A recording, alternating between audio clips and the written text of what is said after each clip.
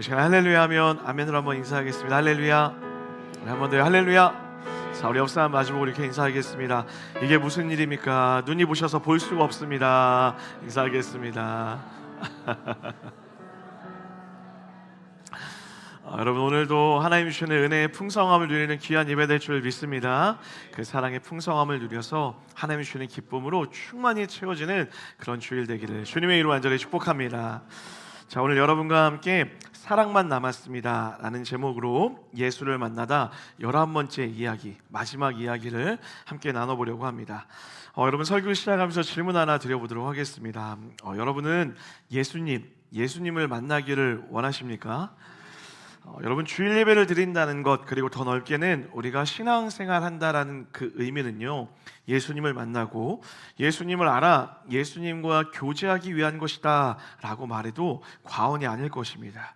그러므로 예수님을 만나고 싶은 이 마음은 오늘 예배를 드리고 있는 여러분과 저, 우리 모두에게 동일하게 있어야 되는 중요한 마음이라는 것이죠. 자, 그렇다면 여러분, 한 가지 질문을 더 드려보겠습니다. 우리는 왜 예수님을 만나야 하는 것일까요? 우리는 예수님을 만난다, 예수님을 만나고 싶다라고 했을 때 그 내면에 이런 기대감들이 있을 거예요. 예수님을 만나면 내 인생의 문제가 해결되기 때문에, 예수님을 만나면 지금 내 고통, 감정과 육체의 문제, 이 고통의 문제를 해결받을 수 있기 때문에, 예수님을 만나면 내 미래의 진로가 더 뚜렷해질 것이고, 예수님을 만나면 내 삶이 더 좋아질 것을 믿기에 예수님을 찾습니다 라고 그렇게 고백할 거라 생각되어집니다. 아마 여기 앉아있는 우리 모두가 아마 비슷한 기대감을 갖고 앉아있지 않을까 생각합니다. 저도 그랬습니다. 저도 인생의 막막한 그 순간, 막혀있던 그 순간, 어떤 누구도 저의 고통에 대한 대답을 주지 못한 그때에 예수님을 만나면 그 고통의 문제가 해결되지 않을까라고 하는 그 간절함을 가지고 예수님께 나와왔고 예수님을 만났던 그런 기억들이 납니다. 사랑하는 여러분, 우리는 지난 10주간 예수님을 만나서 그렇게 우리의 인생의 문제를 해결해 주셨던 수없이 많은 만남들을 함께 살펴보았습니다. 모든 것을 다 가졌지만 영혼의 갈증을 가지고 있었던 니고데모를 주님이 만나 주셨고, 그 영혼의 영원한 생명을 허락하셨죠. 반대로 모든 것을 다 잃어버려 인생의 끝자락에 아무 의미도 없이 서 있었던 사마리아 여인에게 생명의 의미가 무엇인지를 깨닫게 해주셨습니다. 평생을 해결하지 못한 질병을 가지고 간절히 치료받기를 원하며 베데스다 연못에 38년이라는 시간 동안 머물렀던 그 병자를 치료해 주시기도 하였습니다. 죽은 나사로를 살려내시며 우리의 고통을 외면하지 않으시는 그 예수님의 눈물도 우리는 마주하였죠. 그리고 지난주 우리는 믿음을 잃고 방황했지만 그에게 찾아와 진짜 부활의 소망을 심어주시고 믿음이 무엇인지 그 믿음을 회복하시는 하나님을, 예수님의 이야기를 만나보기도 했습니다. 놀라운 사실은 여러분의 표정이 지금 처음 듣는 표정으로 저를 바라보고 있어요. 사랑하는 여러분, 맞습니다. 예수님을 만나면 이렇게 우리의 인생의 다양한 문제가 해결되어질 줄 믿습니다. 더 정확히는 해결하는 것을 넘어서 더 잘되게 되어질 줄 믿습니다. 혹시 오늘 여러분 가운데 이런 마음의 어려움이 또는 이런 마음의 갈증이 있는 분들 계시다면 오늘 예수님을 만나 그 인생의 모든 문제가 해결되어지는 귀한 시간 되기를 주님의 이름으로 간절히 축복합니다. 자, 그런데 여러분, 너무나 중요한 사실이 한 가지 있습니다. 이 모든 이유를 포함해서 우리가 예수님을 만나야 되는 진짜 이유가 한 가지 남아있다라는 거죠. 그것은 바로 예수님의 사랑 때문이라는 거예요. 우리 요한일서 4장 16절 말씀을 다 같이 한번 읽어보겠습니다. 4장 16절입니다. 시작. 하나님이 우리를 사랑하시는 사랑을 우리가 알고 믿었노니 하나님은 사랑이시라. 사랑 안에 거하는 자는 하나님 안에 거하고. 아멘. 우리 한번 따라합시다. 예수님을 만나는 순간 우리는 영원한 사랑을 마주하게 됩니다. 여러분, 그 영원한 사랑이 우리를 치료하는 것입니다. 믿으십니까? 그 영원한 사랑 때문에 우리의 삶이 인도되어지는 것이고, 그 영원한 사랑 때문에 우리가 다시 일어나 걷게 되는 것이고, 그 영원한 사랑이 우리를 오늘 웃게 만들며 행복하게 만든다라는 것이죠. 그러면 여러분, 예수님을 만난다라는 것은 우리 인생의 여러 가지 치료, 우리의 삶의 길을 안내받고 우리의 삶의 새로운 지평을 여는 것도 맞지만, 우리의 예수님을 만나야 되는 가장 큰 이유는 그 사랑 때문에, 그 사랑이 우리를 살림을 믿기 때문에 오늘 우리는 예수님을 만나야 된다라는 것이죠. 다시 한번 여러분 묻겠습니다. 사랑하는 여러분, 여러분은 예수님을 만나셨습니까? 그 영원한 사랑을 마주하셨습니까? 사랑하는 여러분, 우리는 하나님의 위대한 사랑을 세상의 사랑과는 착각하면 안 됩니다. 여러분, 세상의 사랑은 어떻습니까?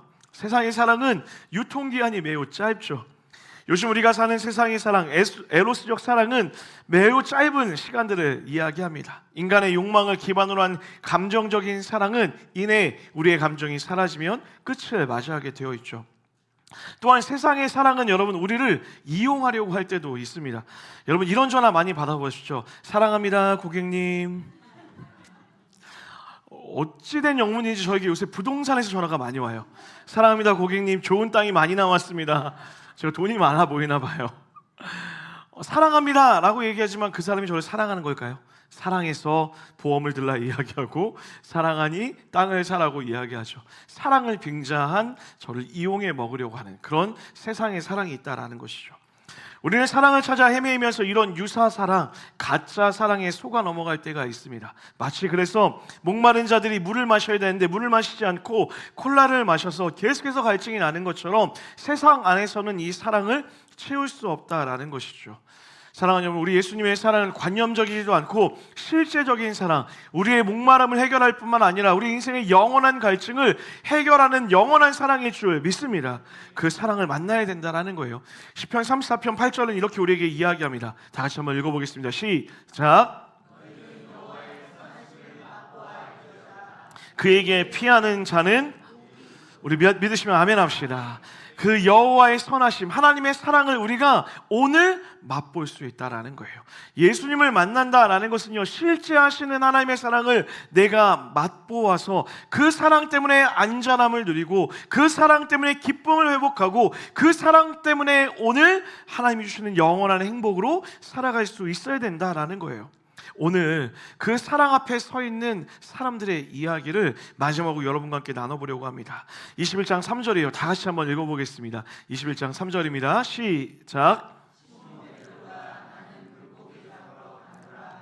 그들이 우리도 함께 가겠다 하고 나가서 배에 올랐으나 그날 밤에 아무것도 잡지 못하였더니. 지난주에 오늘도 예수님의 제자들이 등장하고 있습니다. 여러분, 제자들은 부활하신 예수님을 만났습니다. 굉장히 기뻤을 거예요. 그리고 동시에 또한 당혹스러웠을 것입니다. 모든 제자가 그러했겠지만 유독 한 사람 베드로만은요, 그 예수님의 부활 앞에 마냥 기뻐할 수만은 없었습니다. 베드로는 부활하신 예수님을 마주하자 떠올리기 싫었던 과거의 기억 하나가 떠올랐기 때문이죠. 베드로야, 너는 나를 얼마나 사랑하니? 라고 이렇게 주님이 물으셨습니다. 그때 예수님께서 예수님을 향하여 베드로가 이렇게 이야기했습니다. 여기 앉아있는 모든 사람들보다 제가 더 예수님을 사랑합니다. 자신 있습니다. 라고 이렇게 베드로가 대답하죠. 그럼 베드로를 향해 주님이 말씀하셨죠. 베드로야, 너가 닭 울기 전에 3번 나를 부인할 거야. 이 이야기를 들었던 베드로가 성을 냅니다. 무슨 말이에요 예수님? 서운합니다. 그동안 저의 사랑을 까먹으신 것입니까? 저는 그럴 일이 절대로 없습니다. 저는 절대로 예수님을 배신하지 않습니다. 라고 그렇게 호언장담하게 되죠. 하지만 베드로의 호언장담은 칼이 되어 자신에게 돌아오게 됩니다. 예수님의 말씀처럼 닭이 울기 전 3번을 부인했죠. 그것도 그냥 부인한 것이 아니라 예수님을 향하여서 저주를 쏟아냅니다. 저는 저런 인간 알지도 못합니다 라는 그런 이야기들을 사람들에게 쏟아내었습니다. 그리고 그때 마치 영화처럼 닭이 옵니다. 베드로는 그 순간 예수님과 눈이 마주치게 되어지죠. 그 순간 베드로는 예수님의 말이 떠올라 절망의 대성통곡을 해요. 자신이 했던 말들, 호언장담했던 그 이야기들이 한없이 부끄러워 자신의 가슴에 비수가 되어 꽂히게 된 것입니다. 아마 베드로는 평생 그날 자신을 보셨던 예수님의 눈빛을 잊을 수 없었을 거예요. 그러니 지금 부활하여 예수님이 베드로 앞에 나타났을 때 베드로는 마냥 기뻐할 수 없었던 것입니다. 예수님의 모습과 더불어 그때 그 눈빛이 생생하게 기억났기 때문입니다. 그래서 쉽게 예수님 앞으로 나아가지 못했습니다. 목구멍까지 차오르는 말들이 있었을 거예요. 죄송합니다. 제가 너무 죄송합니다. 그러지 않으려고 했는데, 제가 부인하지 않으려고 했는데 너무너무 무서워서, 너무너무 두려워서 그럴 수밖에 없었습니다 라고 말하고 싶었을 거예요. 그러나 성경 어디에도 베드로가 예수님 앞에 죄송하다라는 고백하는 내용을 찾아볼 수 없습니다. 하지 않은 게 아니라 할 수 없었다라는 표현이 더 맞을 것 같아요. 그래서 여러분, 베드로는 지금 부활의 기쁨을 뒤로한 채 제자의 삶이 아닌 제자로 부름받기 이전의 삶, 예수님을 만나기 전 다시 물고기를 잡던 어부의 삶, 생업으로 돌아가 버린 것입니다. 실패의 자리로 돌아간 것이죠. 그리고 그런 베드로 앞에 예수님이 다시 나타나신 거예요. 자, 이제 여러분 반대편에 서서 한번 생각해 볼까요? 예수님은 도대체 왜 베드로 앞에 나타나신 걸까요?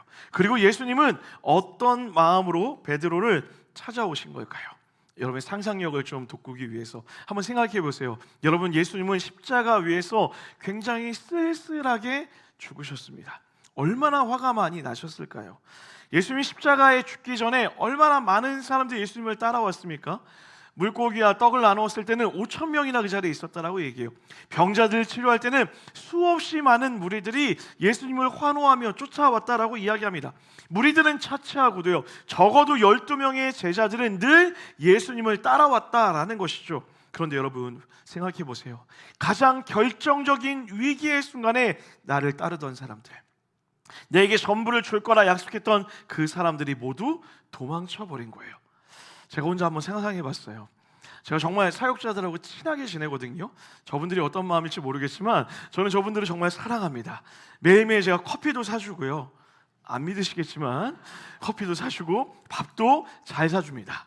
정말 많은 대화도 하고 저 나름대로는 동생들처럼 여기며 가족처럼 여기며 잘 지내고 있어요. 그런데 어느 날 제가 큰 위기에 빠졌는데 제 곁에 아무도 없는 거예요. 가장 먼저 안나영 목사가 도망쳤고, 그 다음이 이재훈 강주사가 손을 잡고 도망치고, 김영권 정두사가 아무것도 모르고 따라 도망쳤어요. 상상하니까 치가 떨리더라고요. 저는 용서가 안 됐을 것 같아요. 예수님의 마음 어땠을까요?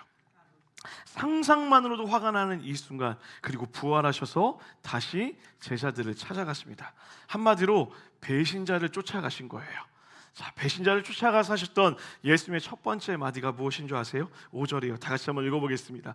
다 같이 한번 읽어볼까요? 시작. 예수께서 이르시되 얘들아 너희에게 고기가 있느냐? 대답하되 없나이다. 여러분, 저는 예수님의 이 첫 번째 부르심이 너무나 애잔하게 들리더라고요. 얘들아, 배신자야 라고 해야 되는데 그들 앞에서 뭐라고 이야기합니까? 얘들아 라고 이렇게 부르시는 거예요.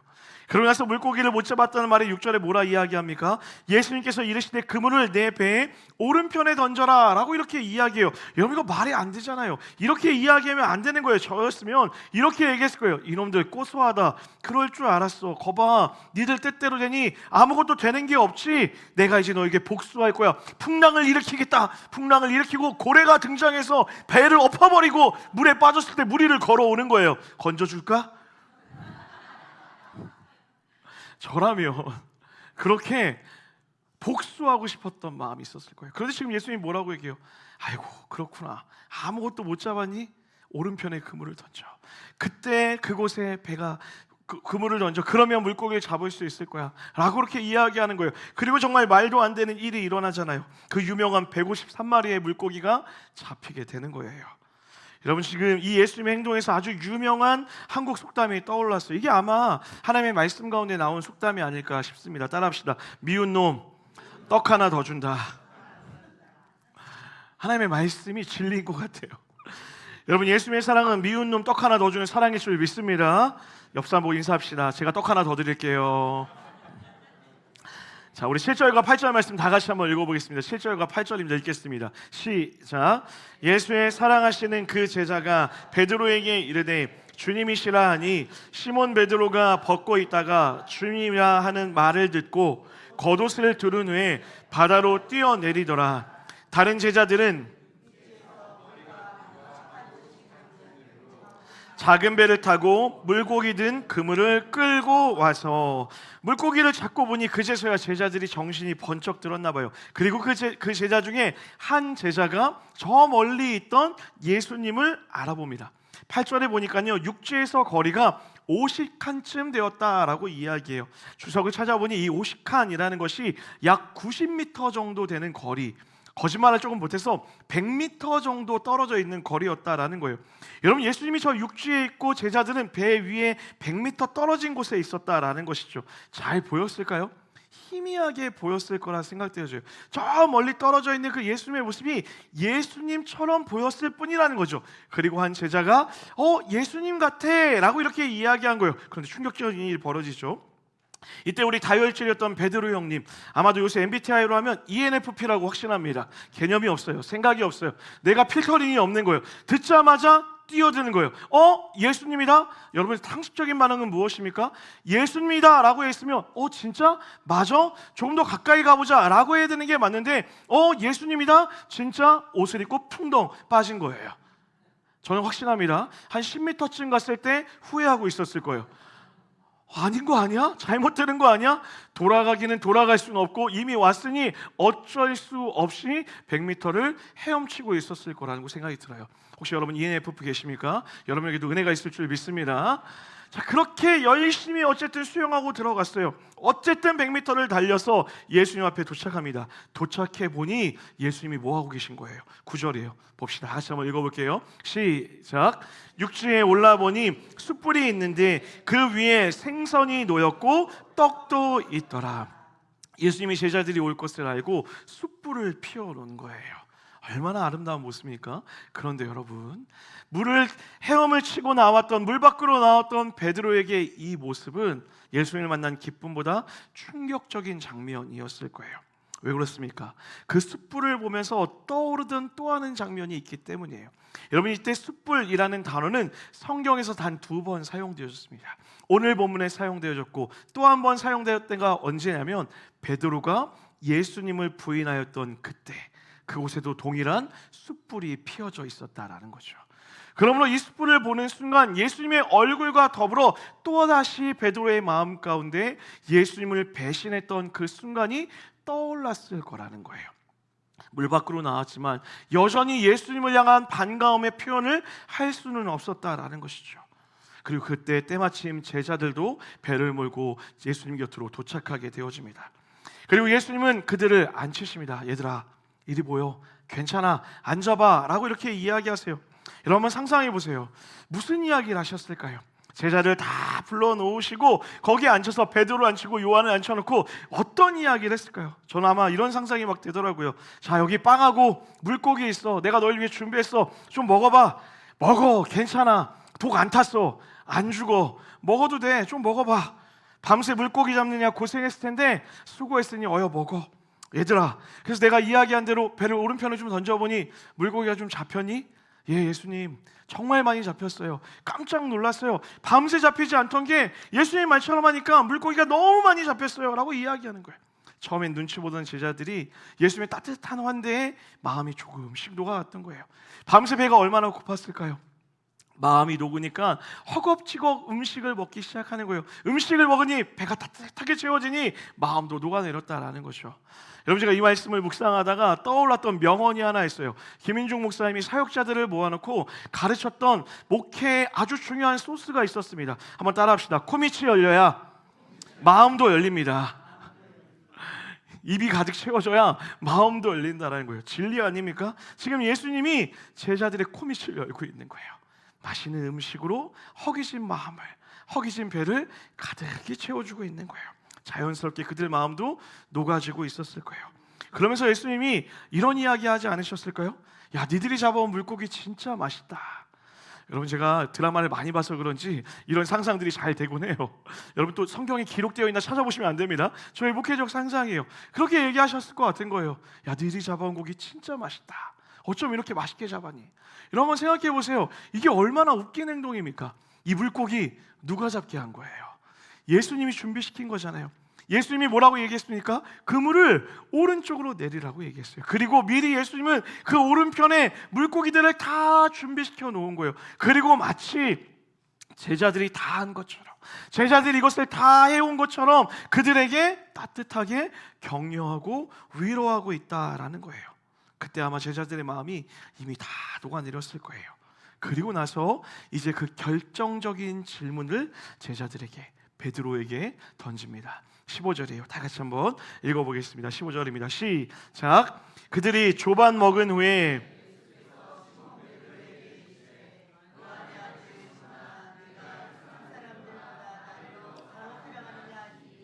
이르되 주님 그러하나이다. 내가 주를 사랑하는 줄 주님께서 아시나이다. 이르시되 내 어린 양을 먹이라 하시고. 자, 여러분, 질문 전에 가장 중요한 내용이 하나 포함되어 있어요. 15절에서 가장 중요한 것은 무엇이냐면요, 조반을 먹은 후에 라는 단어예요.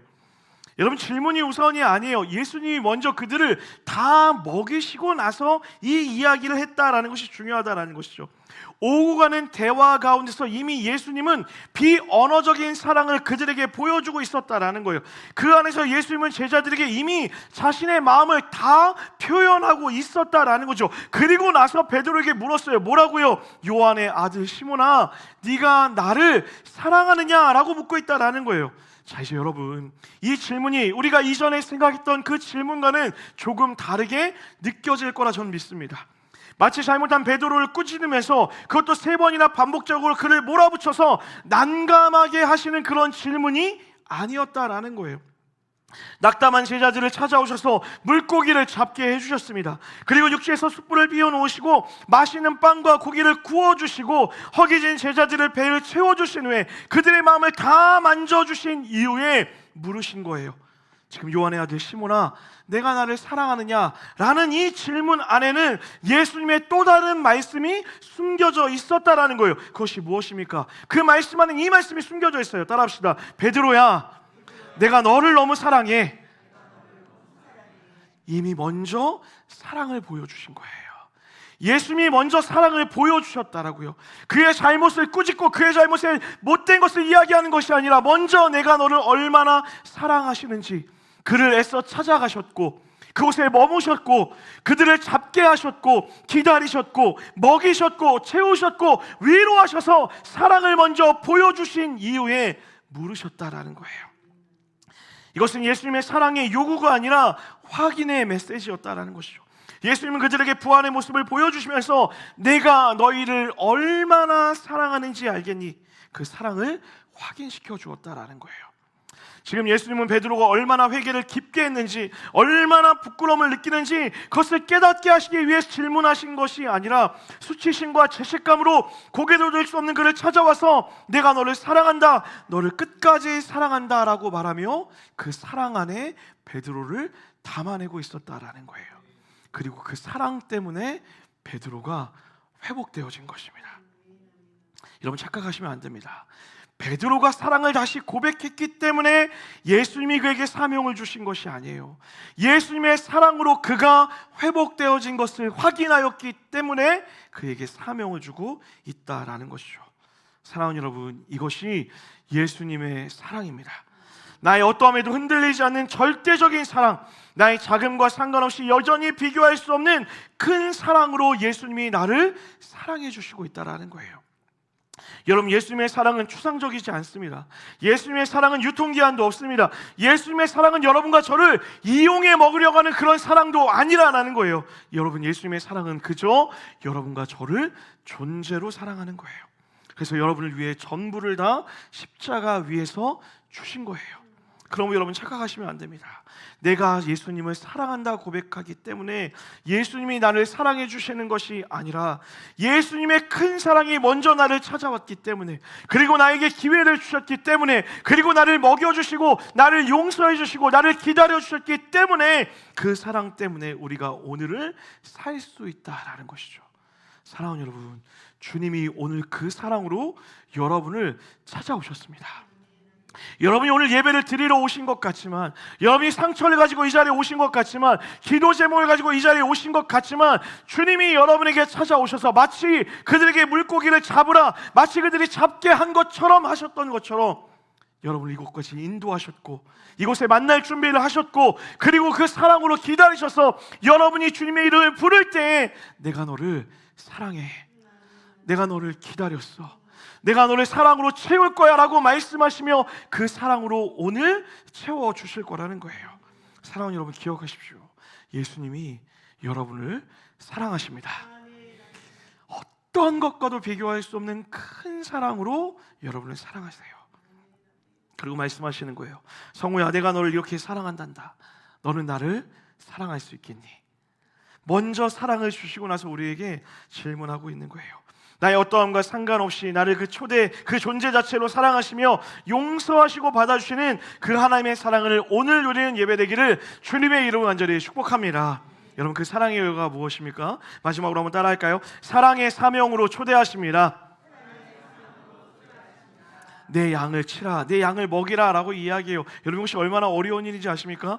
예수님은 양을 먹이기 위해, 양을 치기 위해서 어떻게 하셨습니까? 십자가 위에서 죽으셨던 분이에요. 그 사랑으로 양과 같았던 베드로를 건져냈던 것처럼 이제 가서 너도 이와 같이 사랑하라 라고 이야기하는 거예요. 여러분, 사랑의 결과가 무엇입니까? 사랑이 사랑을 낳게 되는 거예요. 주님은 사랑을 통해 우리를 건지셨고 그 사랑으로 우리에게 또 다른 사랑을 낳으라 라고 이렇게 명령하고 있다라는 것이죠. 그러므로 여러분, 예수님을 만나 사랑을 경험하셨습니까? 그렇다면 이제 여러분의 삶의 자리에 그 사랑을 남기시는 우리가 되어야 된다라고요. 어떻게요? 실천함으로요. 사랑을 보여줌으로요. 사랑의 행동으로, 사랑의 실제의 모습으로 그 사랑을 남길 수 있는 우리의 삶이 되어야 된다라는 거예요. 여러분, 제가 설교를 준비하다가 갑자기 아주 이런 오래전에 있었던 한 이야기가 떠오르더라고요. 제 아내가, 지금은 그러지 않습니다. 오해하지 마세요. 제 아내가 저한테 이런 이야기를 할 때가 있어요. 여보, 설거지 좀 해주세요 라고 이야기하면 제가 알았어 라고 이야기해요. 그리고 저는 끝까지 핸드폰만 봅니다. 더 정확히는 핸드폰만 봤었습니다. 과거의 일이에요. 여보, 방 정리를 좀 해야 될 것 같아요 라고 얘기하면 알았어 라고 이야기하고 식탁에 앉아서 아이패드만 봤었습니다. 여보가 또 이야기합니다. 아내가 이야기합니다. 여보, 애들이랑 좀 놀아줘 라고 얘기하면 응 알았어 라고 이야기하고 화장실로 도망쳤던 기억이 있습니다. 제 장점은요, 대답을 잘하는 것이고 제 단점은 대답만 잘한다라는 거였어요. 가끔씩 이제 제가 대답만 잘하면 아내가 장난처럼 와서 저에게 이렇게 이야기할 때가 있어요. 입을 톡톡 쉬면서 이 주둥아리를 어떻게 할까라고 했던 아주 오래전의 기억, 지금 그러지 않아요. 아주 오래전의 기억이 있습니다. 여러분, 사랑은 말로 하는 게 아닙니다. 생각으로 하는 건 사랑이 아니에요. 그거 했어야 되는데, 여러분, 그거 사랑 아닙니다. 내가 그때 전화했어야 되는데 그거 사랑 아닙니다. 그 사람을 만나볼까 생각하는 거 사랑이 아닙니다. 기도할까? 기도를 해야 사랑인 거죠. 그 사람을 도와줄까? 도와준 게 아닌 거죠. 사랑은 말로 하는 게 아니라 행동을 하는 거예요. 생각으로 하는 것이 아니라 실천으로 하는 거, 이것이 바로 사랑이라는 거예요. 요한일서 3장 18절이요. 다 같이 한번 읽어보도록 하겠습니다. 3장 18절 말씀 읽겠습니다. 시작. 말과 혀로만 사랑하지 말고 행함과 진실함으로 하자.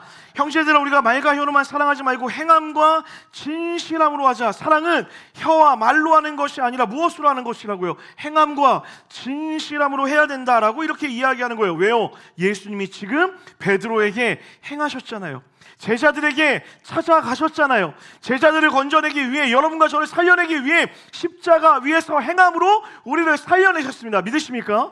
그 사랑을 받았기 때문에 우리도 사랑으로 행하며 살아가야 된다라는 거예요. 그곳에 사랑이 남게 된다라는 것이죠. 베드로가 남았던 것처럼, 우리가 남았던 것처럼 우리의 사랑을 통해 누군가가 남게 된다라는 거예요. 작년에 제가 새가족 신방을 했던 일이 기억나요, 여러분? 교회 와서 제가 무엇이 좋으세요? 라고 이렇게 조심스럽게 물었어요.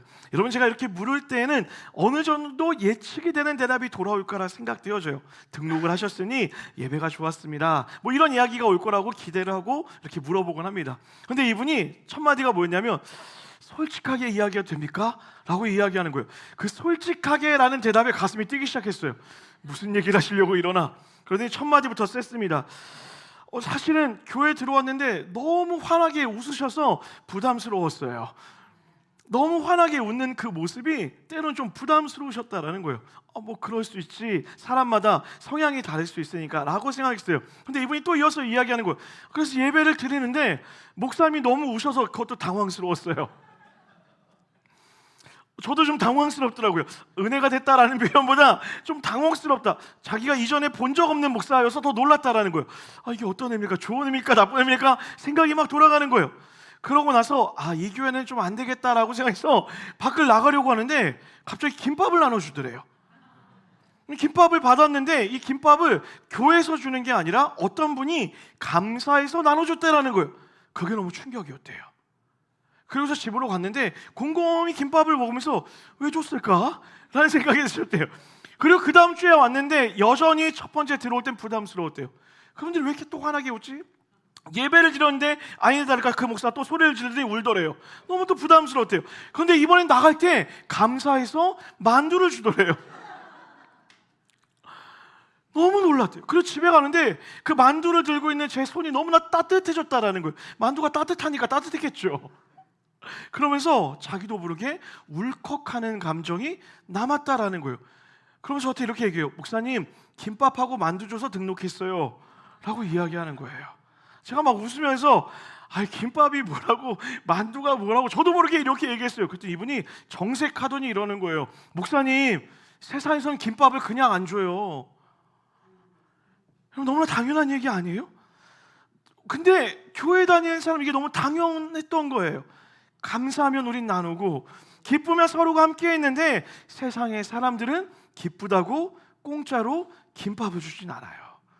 세상의 사람들은 내게 좋은 일이 있다고 공짜로 만두를, 그것도 김치만두를 주진 않는다라는 거예요.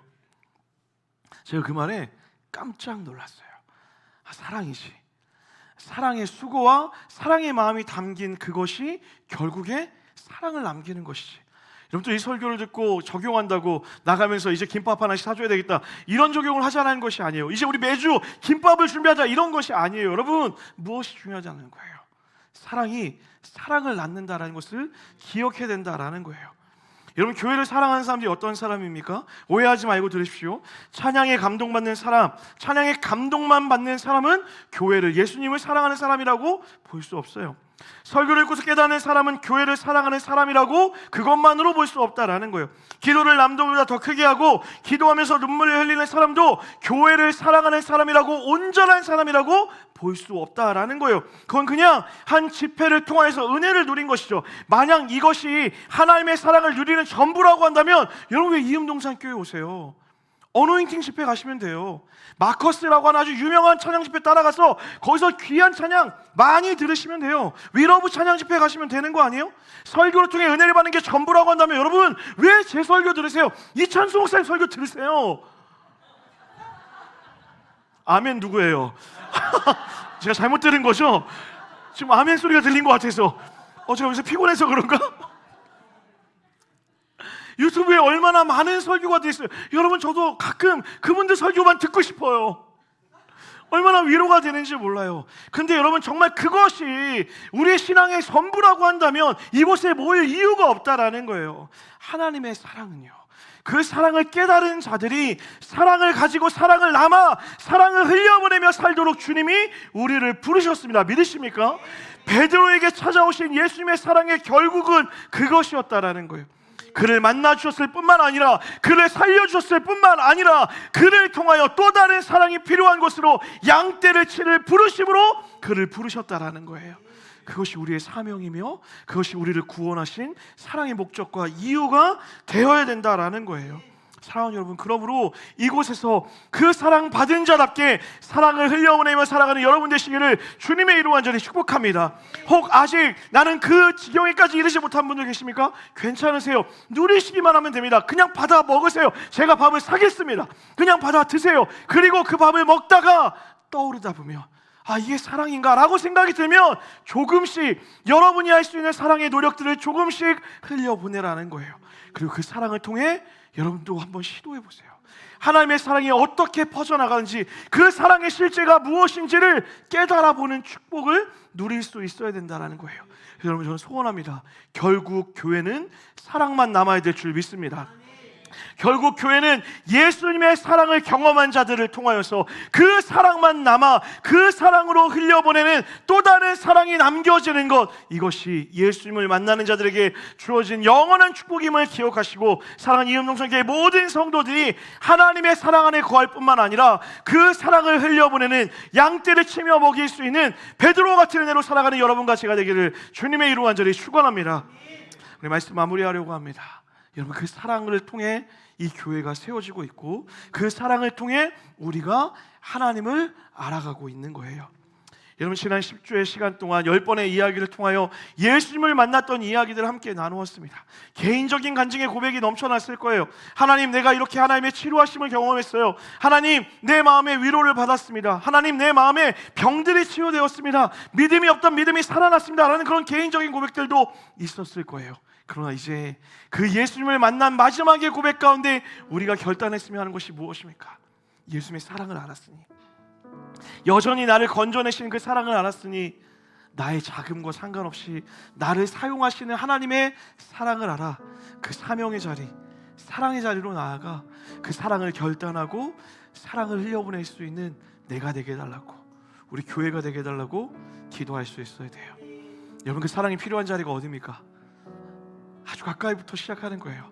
여러분의 가정에서부터, 여러분의 이웃들에게부터, 그리고 이곳에 모여있는 사랑하는 성도들을 향하여서 그 사랑이 흘러가기 시작할 때 그곳에 하나님의 사랑이 깊게 새겨져 그 향기가 넘쳐나는 아름다운 하나님의 나라가 이루어지게 될 줄 믿습니다.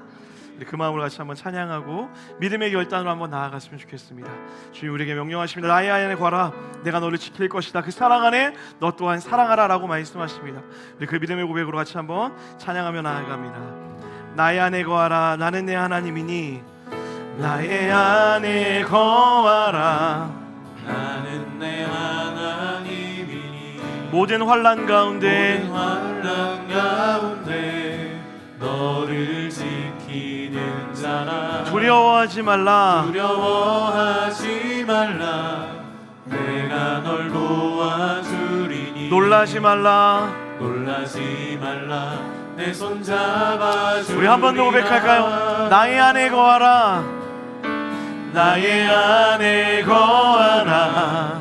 나는 내 하나님이니.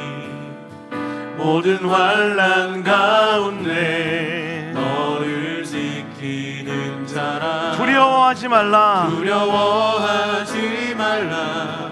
내가 널 도와주리. 놀라지 말라. 놀라지 말라. 내 손 잡아주리라. 우리 고백할까요? 내가 너를 지명하여, 내가 너를 지명하여 불렀나니 너는 내 것이라, 내 것이라, 너의 하나님이라. 내가 너를 보배롭고 존귀하게 여기노라. 너를 사랑하는 내 영혼. 우리 한 번 더 고백합니다. 나의 안에 거하라, 나의 안에 거하라.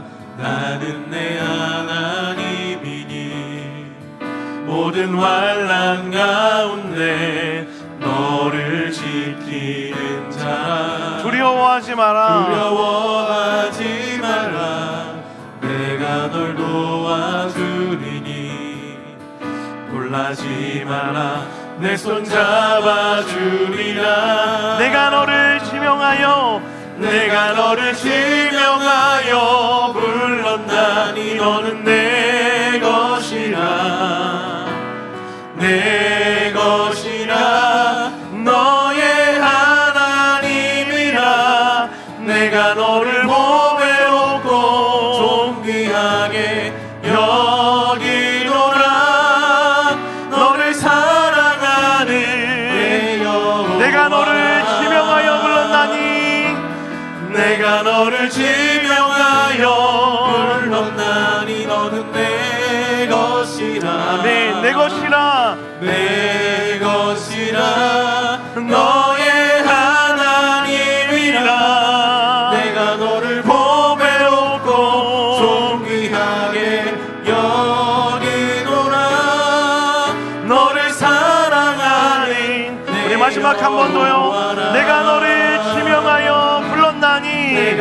너를 지명하여 불렀나니 너는 내 것이라. 아멘. 내 것이라, 내 것이라 너의 하나님이라. 내가 너를 보배롭고 존귀하게 여기노라. 너를 사랑하는 내 여호와라. 이 시간에 기도합시다. 두 가지로 기도할까요? 하나님, 그 사랑 안에 거하는 삶이 되게 하여 주시옵소서. 짧지도 하나님 나를 이용하려는 것도 아닌 내 존재 자체를 사랑하시는 그 영원한 사랑 안에 매일매일 거하는 삶이 되게 하여 주시옵소서. 뿐만 아니라 그 사랑을 누렸으니 이제 그 사랑이 필요한 것에 기꺼이 시간과 물질과 마음을 들여 사랑할 수 있는 내가 되게 하여 주시옵소서. 가족 안에서, 교회 안에서, 만난 이웃들 가운데 사랑을 흘려보낼 수 있는, 사랑을 남길 수 있는 자들 되게 하여 주시옵소서라고 우리 믿음의 결단하며 기도하며 나아갑니다. 기도하겠습니다. 하나님의 시간에 간절히 기도하며 나아갑니다. 하나님, 내 모든 삶이 하나님의 사랑으로만 덮여지기를 원합니다. 하나님이라. 내가 너를 보배롭고 존귀하게 여기노라. 너를 사랑하는 내 여호와라. 주님 안에 거하시는 우리가 되게 하여 주시옵시고, 하나님의 그 사랑 안에 내가 너를 지명하여 그 사랑 때문에 감사하며 기뻐하시는 우리가 될 수 있도록 주여 인도하여 주시옵소서. 내 것이라. 주님 너의 함께하여 주시옵소서. 하나님이라. 내가 너를 보배롭고 사랑의 풍성함이 내 안에 만져지기를 원하오니 하나님 아버지 우리와 함께하여 주시옵소서. 너를 사랑하는 내 여호와라. 내가 너를 지명하여 불렀나니 내 사랑을 영원히 쓰는 여자님께 하여 주시옵시고, 나를 채워주는 것, 나의 어떠함이 아니라 하나님의 영원한 사랑을 채워주는 삶이 될 수 있도록 주님이 하여 주시고 함께하여 주시옵소서. 그 사랑의 능력으로 변해줄 줄 믿습니다. 하나님, 너를 사랑하는 하나님이 함께하시는 줄 믿습니다. 하나님, 우리의 마음을 치료하시고 만지시며 회복하시며 새롭게 하심을 믿습니다. 그 사랑 안에 거하길 소망하오니 주님, 사랑만 의지하며 걸어갈 수 있는 우리의 삶이 될 수 있도록 인도하여 주시옵소서. 때로 넘어지고 실수하더라도 나를 포기하지 않으시며 끝까지 찾아와 나를 돌보시고 다시 이렇게 세우시는 하나님의 사랑을 누리는 한 주가 되게 하여 주시고, 그 온전한 사랑 안에 기쁨을 회복하며 걸어가는 우리의 삶이 될 수 있도록 인도하여 주시옵소서. 주님, 이제 그 사랑을 받았으니 그 사랑 안에만 머무는 것 아니라 사랑을 흘려보낼 수 있는 그런 삶을 살게 하여 주시옵소서. 하나님, 사랑이 필요한 것이 어디입니까? 내 가정과 또 내 이웃과 사랑하는 셀 공동체와 교회 안에서 내 마음을 표현하게 하여 주시옵시고, 울고 있는 자들을 함께 위로하게 하여 주시옵시고, 사랑이 필요한 곳에 찾아가 그를 안으며 격려하며 위로하며 나아갈 수 있는 우리가 될 수 있도록 역사하여 주시옵소서. 그곳에 하나님의 사랑이 짙게 새겨지며 사랑만 남겨지는 이음동산 교회 되기를 원하오니 주여 우리를 사용하여 주시옵소서. 이번 한 주도 그렇게 하나님의 놀라운 사랑 안에 거할 뿐만 아니라 우리가 가는 모든 걸음마다 사랑이 남겨지기를 소원하오며, 이 모든 말씀 살아서 역사하시는 예수님의 이름으로 간절히 기도드렸습니다. 아멘. 우리 하나님께 큰 감사와 영광의 박수 한번 올려드리겠습니다. 아멘.